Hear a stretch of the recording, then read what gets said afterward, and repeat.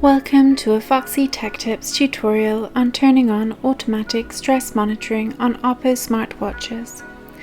If you find this tutorial helpful, please consider subscribing to my channel and liking the video. You do this from the Heytap health app, so open up the app on your phone.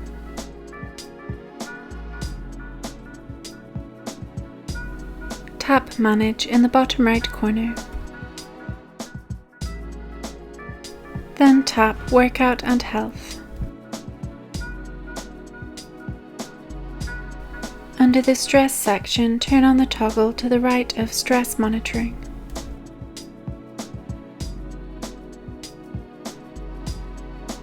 You can then choose whether you would like to have relaxation reminders on or off. If you go back to the Health section of the app, you can tap Stress to see your stress data.